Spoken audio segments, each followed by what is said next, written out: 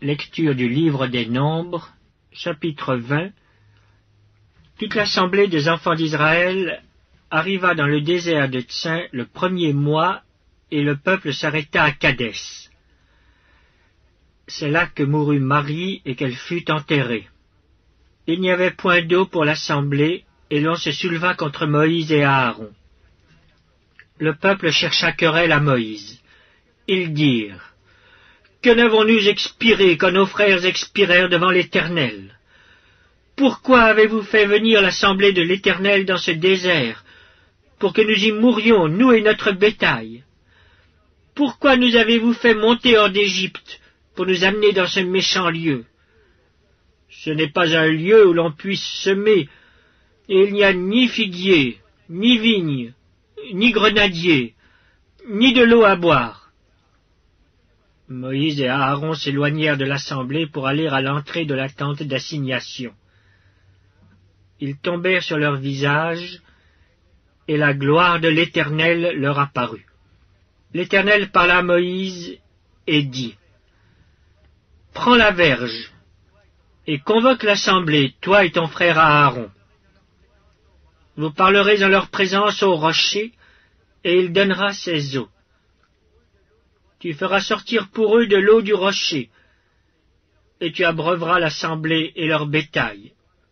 Moïse prit la verge qui était devant l'Éternel, comme l'Éternel le lui avait ordonné. Moïse et Aaron convoquèrent l'assemblée en face du rocher, et Moïse leur dit: Écoutez donc, rebelles, est-ce de ce rocher que nous vous ferons sortir de l'eau? Puis Moïse leva la main et frappa 2 fois le rocher avec sa verge. Il sortit de l'eau en abondance.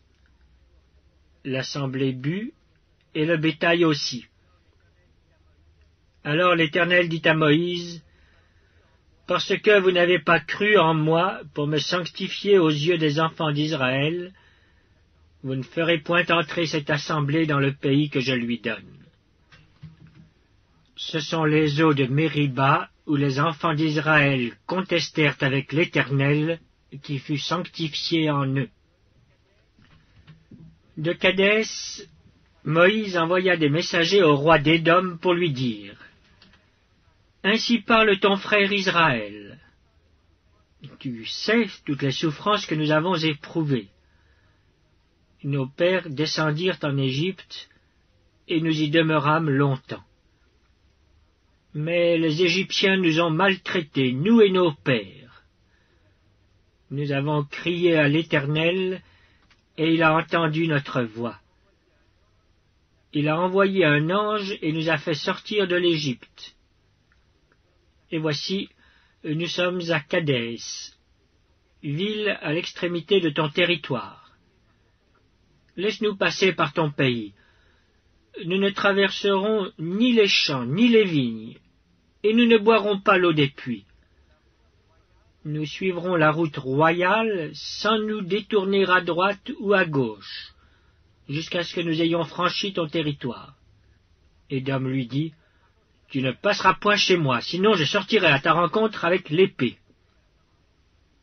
Les enfants d'Israël lui dirent: Nous monterons par la grande route, et si nous buvons de ton eau, moi et mes troupeaux, j'en payerai le prix. Je ne ferai que passer avec mes pieds, pas autre chose. Il répondit: Tu ne passeras pas. Et Édom sortit à sa rencontre avec un peuple nombreux et à main forte. Ainsi Édom refusa de donner passage à Israël par son territoire. Et Israël se détourna de lui. Toute l'assemblée des enfants d'Israël partit de Kadès et arriva à la montagne de Hor.